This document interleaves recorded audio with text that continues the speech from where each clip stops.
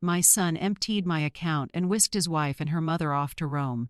I didn't chase him, I didn't beg. I simply folded my hands in my lap and waited. 3 days later the phone rang and his voice cracked. Mom, what did you do? That was when I knew my answer had already been written. Hours earlier, Ellie Price had sat very still in the sun, faded armchair she'd bought when Jackson turned 7. Purchased with the first honest paycheck she earned scrubbing marble counters in the Hollywood Hills. Her cell screen stared back available balance the hour. She read it once, twice, 4 times as if repetition might conjure a missing digit. Her fingers shook, not from age, though 60. 8 years had earned her silver at the temples. But from that deep, wordless jolt when the soul understands what the heart refuses to name. She called the bank. A machine thanked her for being valued. A person finally arrived, shuffling through script and protocol, multiple online transfers. The voice said, "Total's just over 80,000. Ellie tightened her grip on the phone. And the destination, she already knew. She simply needed the world to say it out loud. An account under the name Jackson Arthur Price. Would you like to initiate a fraud claim, ma'am?" Ellie ended the call. The house absorbed the silence, the kitchen clock clicking off seconds, the ceiling light buzzing its stubborn complaint. Outside, the ice cream truck sang like always, cheerful and blind. Then the landline rang, the old handset she kept out of habit. "Ellie, baby, did you see Jackson's Instagram?" chirped Doris from next door. "Rome, fancy dinners with that pretty wife and her mama. They look like magazine people." Ellie swallowed.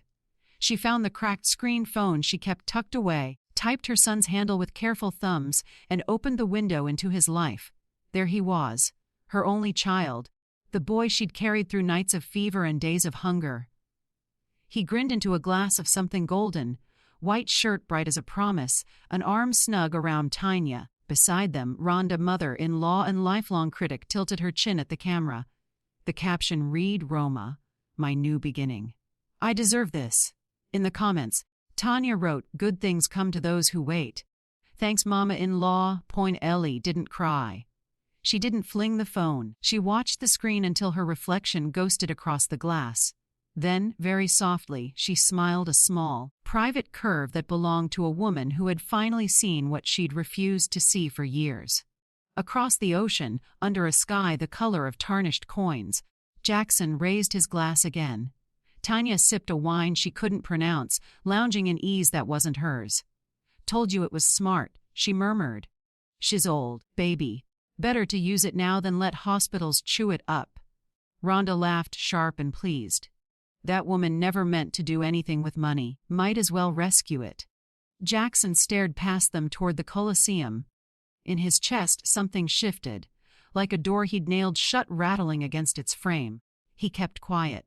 He'd learned that trick as a hungry boy when Ellie would stroke his hair and whisper, "Hold on, baby. Tomorrow's coming." That night Ellie's house seemed to sag. Everything wore its usual face. Dishes stacked neat, a thrift store lamp burning its warm, low halo. But nothing felt familiar. The shelf still paraded Jackson's life in snapshots, the preschool smile, the stiff middle school blazer. The day the cap and gown finally crowned him, she had sold her engagement ring to cover a tuition bill.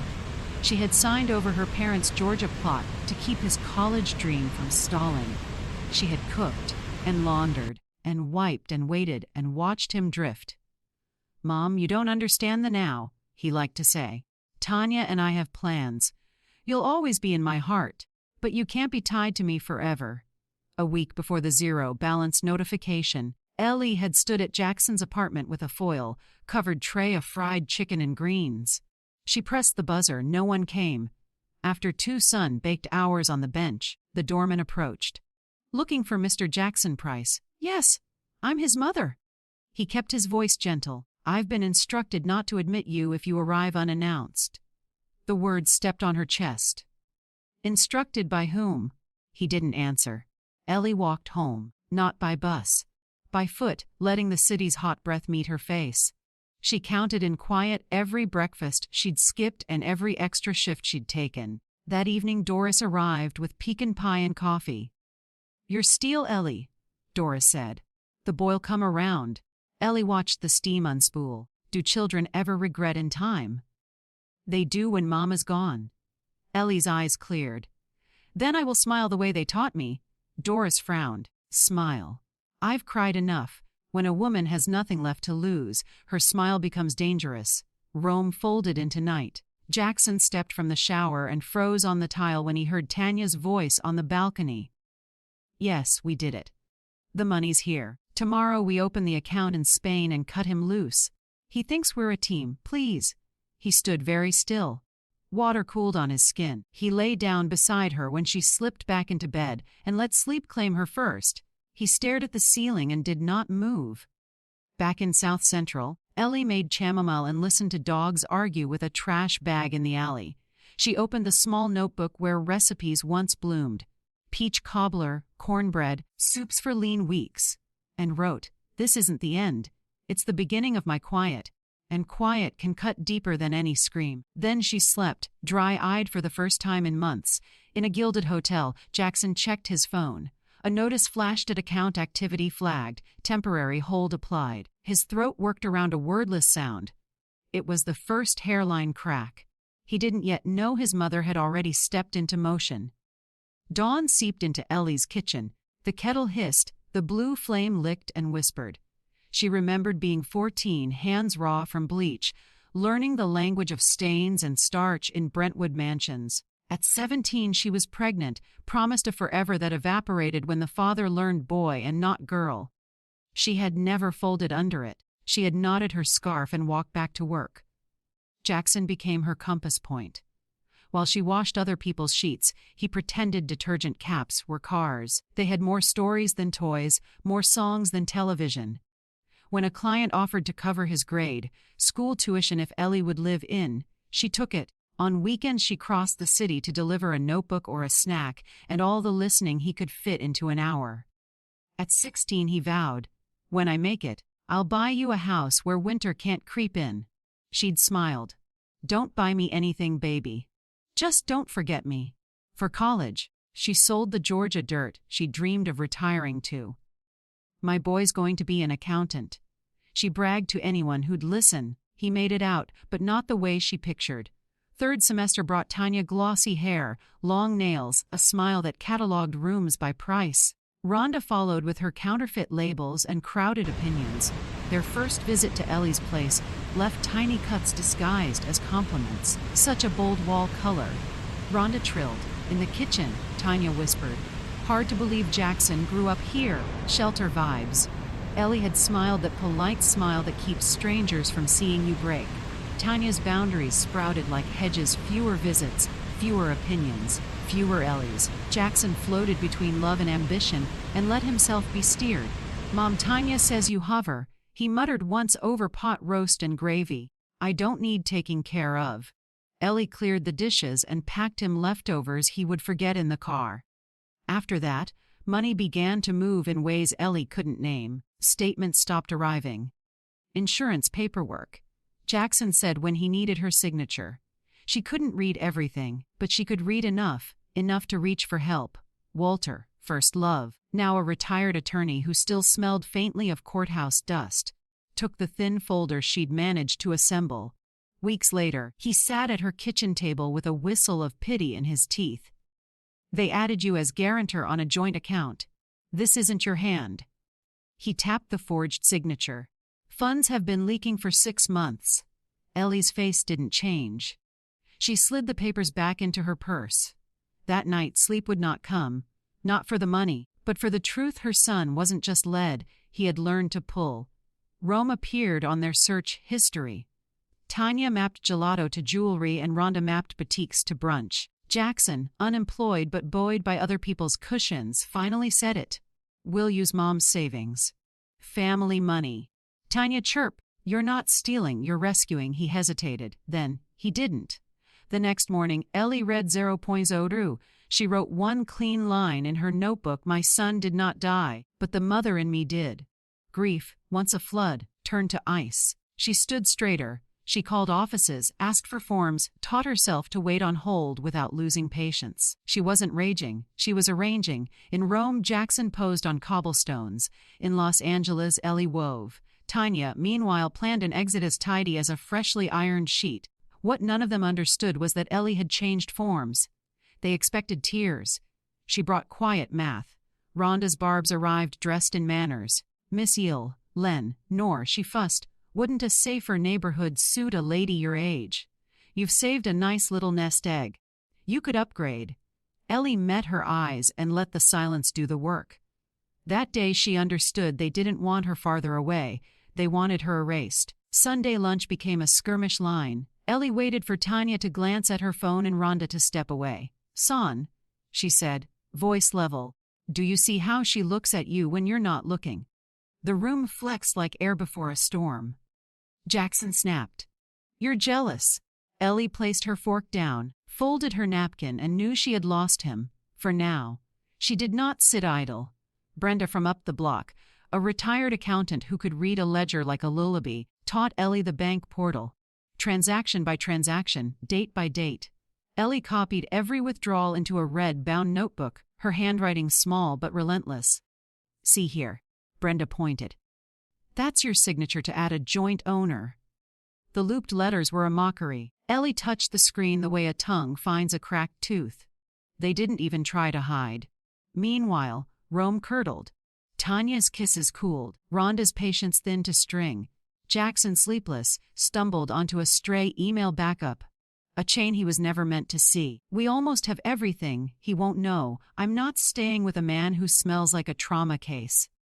Ellie kept moving. She requested full statements in person. She filed a report for elder financial abuse, armed with Walter's citations and Brenda's neat annotations. At the recorder's office, she discovered a failed attempt to file her house as a shared investment property. She didn't go home yet. She sat in the back pew of St. Jerome's and let the stained glass paint her hands. "Give me patience," she whispered. Not to forgive, yet, but to leave his undoing to the right hands. She turned on the radio that night, low blues and a slow needle, and began to knit. Not scarves, not hats, she was counting rows of resolve. A week later, while sweeping, she dragged the old armchair to mop underneath. Dust, a dead pen, and a wrinkled white envelope slid free from a plastic bag. She almost tossed it with the grit, but opened it instead. Her name. Her address. A clumsy counterfeit of her signature, last will and testament. It left the house and any cash to Jackson pawn. Her death. She phoned Walter. "Come." In her kitchen, he read and swore under his breath. If this had been filed, Ellie, he didn't finish. "He tried to kill me on paper," she said simply. "What now?" he asked. She smiled that quiet, unfamiliar smile. "Now I bury him, awake." Within 3 days, Dr. Evans from the clinic called her in. He spoke softly, as if volume could bruise. "Leukemia mispriced. Advanced if we're counting 6 months." Ellie studied a damp bird-shaped stain on the wall. "I understand the cost of dying with dignity," she said. He floated chemo. She shook her head. "I don't want death to find me in a gown." On the walk home, she let the city pass through her like air through a screen. Streets, where she'd dodged cars with little Jackson's hand in hers. The market bathroom she'd scrubbed for $40 a day, Mr. Theodore at the juice cart with no teeth and a full memory. She set water to boil, opened the wooden box beneath her bed, and laid her life on the table. Receipts, clippings, the lone photo of Jackson asleep with his fist in her sweater. No more praying, she told the steam. Now the work. With Walter, she filed a preemptive complaint. Fraud, forgery, attempted property theft, and requested a freeze under elder financial abuse statutes. Walter shook the dust off an old contact at the IRS Criminal Investigation Unit. An international flag went up, not handcuffs, just gravity. In the red notebook, Ellie wrote, "This isn't vengeance, it's balance. The quiet, kind lasts." And across the sea, where eternity smells like espresso and wet stone, Jackson handed over his card. Again declined. Again declined. In 48 hours the money vanished into ice, and the 2 women at his table looked at him like a stain on a napkin. Tanya's voice cut the street. "You idiot. I told you not to trust your poverty-minded mommy." Rhonda's lips pinched. "I'm finding a hostel." They left in matching disgust. Jackson sat alone in a hotel room full of hollow elegance and listened to the echo of what he had chosen. Back in Los Angeles, Ellie tied the last knot in her plan. Walter compiled affidavits. Brenda stacked exhibits. Mr. Ernest at IRSC tagged the file. Ellie's pen traced one more line and read it. What we permit, we repeat. What we repeat ruins us. If I must be the brake, then I will be the brake. The night pressed close around South Central, heavy, humid, familiar. Ellie didn't sleep. Her bones ached, but her will felt new, tempered by something harder than grief. Morning came like a dare, and she rose to meet it. While she brewed her coffee, her mind walked back through every year that had carved her into who she'd become. At 14, she'd scrubbed Brentwood marble until her palms split. At 17, she'd carried Jackson on her back while polishing other people's silver. At 20, she'd stood in line for government cheese with him asleep on her hip. At 30, she'd worked double shifts to afford his textbooks. Every bruise, every blister, every humiliation had been for him. And now, every one of those sacrifices became the fuel of her silence. She no longer feared loss. Loss had already come and made itself at home. Now, she feared only injustice left unaddressed. The next morning, Ellie took the bus downtown, dressed in her best church skirt and scarf, and visited 3 government buildings. By the end of the day, her name appeared on 5 reports: forgery, financial exploitation of an elder, unauthorized property filings. She wasn't naive, justice moved slowly, but she had learned patience the way others learn a craft. She would let the system turn, gear by gear, until the teeth bit down. That night she opened her red notebook again. On a clean page she wrote, "There are wounds that heal when no one is looking. Mine will heal in the courtroom." Meanwhile, Rome's beauty began to taste bitter. Jackson felt Tanya's distance like a chill through thin sheets. She no longer laughed at his jokes. She no longer kissed him goodnight. He found himself counting the hours between her smiles. He scrolled through old messages from his mother. Most were short: "Did you eat, baby? Call me if you need a ride." He'd once rolled his eyes at them. Now, he read them like psalms. The guilt pressed on him, but he didn't yet name it. That night, Tanya's laughter echoed from the balcony again. "He's too slow to notice," she said into her phone. "Once we transfer the rest, we're gone." Jackson froze in the hallway, hand tightening around the doorframe. His mind tried to reject what his ears confirmed. He didn't confront her. He simply turned off the light and lay in the dark, the ceiling shifting above him like water. Back in Los Angeles, Ellie's report reached Walter's old colleague at the IRS, a man named Ernest Tate. He was gruff and practical, but something in Ellie's composure touched him. "You remind me of my mother," he told her over the phone. "We'll get this processed." Days passed. Letters were filed. Signatures authenticated. The bank froze Jackson's accounts and initiated a fraud review. Ellie didn't celebrate. She simply made herself a cup of tea, hummed an old hymn, and whispered, "It begins." Rome felt colder every day. Jackson's credit cards declined one by one. Tanya accused him of lying. Rhonda called him a fool. They packed their designer bags and left him standing on the curb. That night, he sat alone in the hotel room, the minibar light flickering over the only thing he still owned, his phone.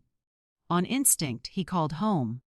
Ellie answered on the second ring. "Mum." "What did you do?" he choked. "They froze everything. I can't. Tanya's gone. They're saying you filed something. Please, Mom, help me." Ellie looked out her window at the street light trembling on cracked pavement. "I didn't take anything from you, Jackson. I only stopped what you were taking from me. Mum, they'll arrest me. I stood by you until you stopped standing by yourself." His voice broke. "Please." Her tone softened, but it didn't waver. "Then learn." The line went dead. That night, Ellie sat at her kitchen table, the red notebook open in front of her. Under the last entry, she began to write her final letter. "My dear Jackson, you were my morning and my reason to keep walking. Everything I ever did, I did believing it would lift you higher. But you let others teach you to despise where you came from. You forgot the hands that held you up. This is not vengeance. It is the mirror of your choices. One day, if you truly open your eyes, you will understand that love sometimes teaches through pain. And if that day comes, remember, your mother never stopped believing you could still change." She signed it "Love, Mama," drew a small heart beneath, and closed the notebook. Across the ocean, Jackson packed his single remaining shirt into a borrowed duffel. His flight home had been rebooked by the embassy. Mandatory return for financial inquiry. He stared at the ticket. Rome, once dazzling, now reeked of humiliation. He walked to the window, looked at the city lights, and whispered, "I'm sorry, Mom," though no one could hear. Back home, Ellie's body weakened but her spirit sharpened. She shaved her hair before chemotherapy could steal it. When Walter gasped, "Let death meet me ready." And at the doctor's office, she refused pity. "It's advancing," Dr. Evans said. "What can make you comfortable?" "I've been uncomfortable all my life," she replied. "Comfort is overrated."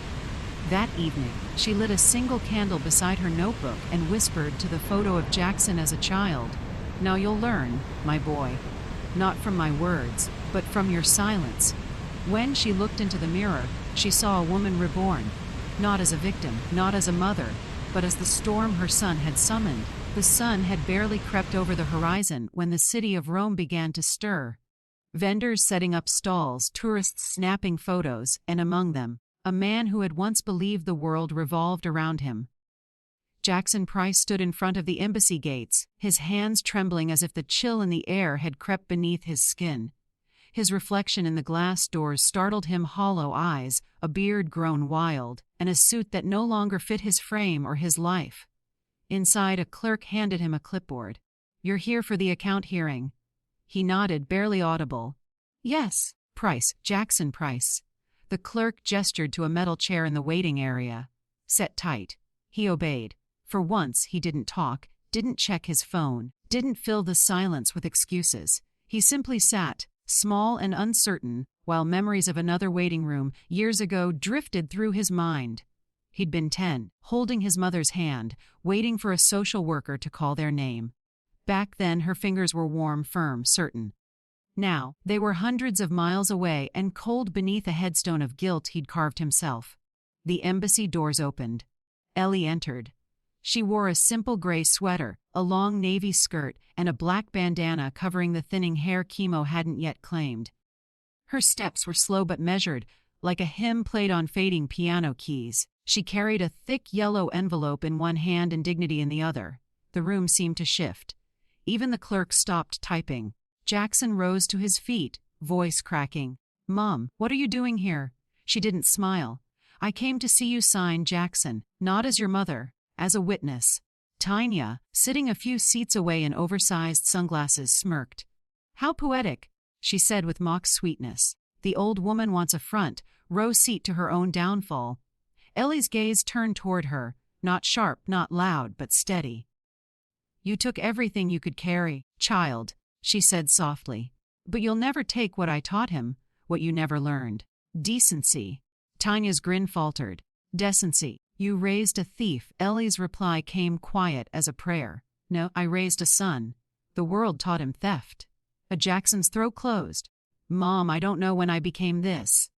Ellie stepped closer and handed him the envelope. "These are yours. The photos from your first day of school, your letter to Santa, your first drawing of us together. And this," she tapped the flap gently, "is the last letter I'll ever write to you. Not to save you, but to remind you someone already tried." The embassy official entered, a middle-aged man with kind eyes in a stiff suit. "Mr. Price, you're here to finalize the release of your mother's accounts and sign the restitution acknowledgement, correct?" Jackson nodded, barely breathing. The official turned to Ellie. "Mom, you may stay if you wish." She inclined her head. "I'll stand." The pen trembled in Jackson's hand as he signed his name, the same hand that had once forged hers. Cameras clicked softly from the far corner. A tourist filming the ornate ceiling happened to catch the exchange. As Jackson placed the pen down, Ellie spoke, low, calm, every word clean as glass. "You were my life, Jackson, but I was never yours. Today, I understand, you weren't born to love me. You were born to reflect me. And I pray that one day you see what you became through my eyes, not through their lies." The embassy fell silent. For a heartbeat, no one moved. Then Ellie turned and walked out, leaving her son staring at the document that had just stripped him of his last illusion of control. Within hours, the clip from the embassy. Two figures, mother and son, framed by fluorescent light and quiet heartbreak, spread online. The caption read, "A mother watches her son confess to stealing her life savings. Her words will break you." Millions watched, comments poured in. "This woman's grace is divine."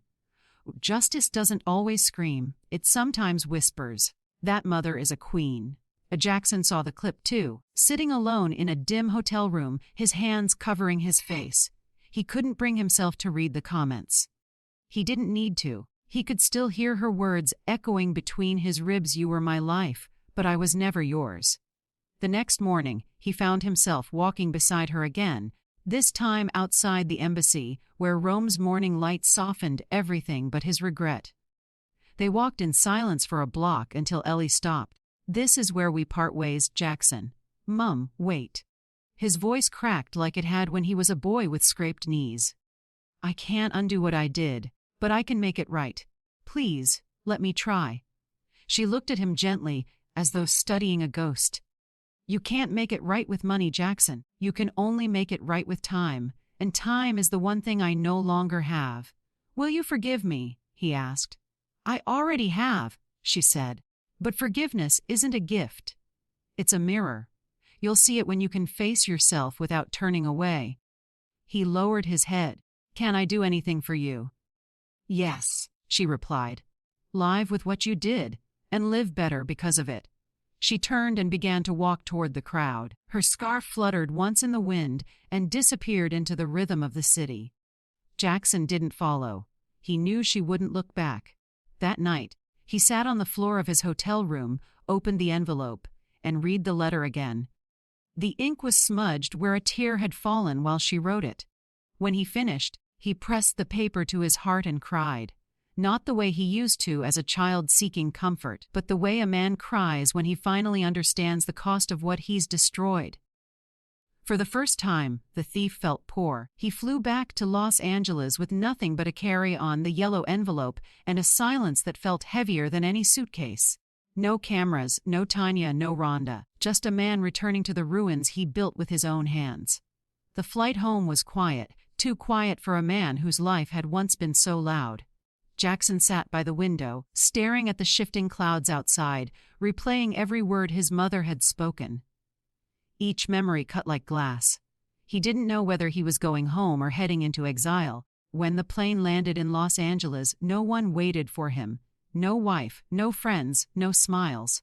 Just the weight of his own reflection in the glass doors of the terminal. He walked past families hugging, couples reuniting, and children running into open arms, all reminders of what he'd thrown away. Outside, the air was heavy with smog and regret. He took a cab to his old neighborhood. South Central looked exactly as it had, cracked sidewalks, faded murals, the distant sound of a radio playing old soul music. But it no longer felt like home. Every corner whispered his mother's name. Every step felt like penance. He passed the store where she used to buy her groceries, the laundromat where she'd worked double shifts, the park bench where she'd once read him stories when they couldn't afford books. Every piece of the city carried her fingerprints. Finally, he reached the small house at the end of the block, the one with peeling paint and a tiny garden she had always tended with love. The curtains were drawn, the front porch swept clean. It looked the same, yet somehow older, quieter. He didn't have the courage to knock. He just stood there, watching through the fence, until he saw her. Ellie sat in her rocking chair by the porch, wrapped in a faded shawl, her body thinner now, her hair nearly gone. The illness had taken its toll, but her face held peace, the kind of peace that only comes when a storm has passed. A few neighborhood children ran by, laughing. One of them stopped and handed her a small yellow flower. She smiled, took it gently, and tucked it behind her ear.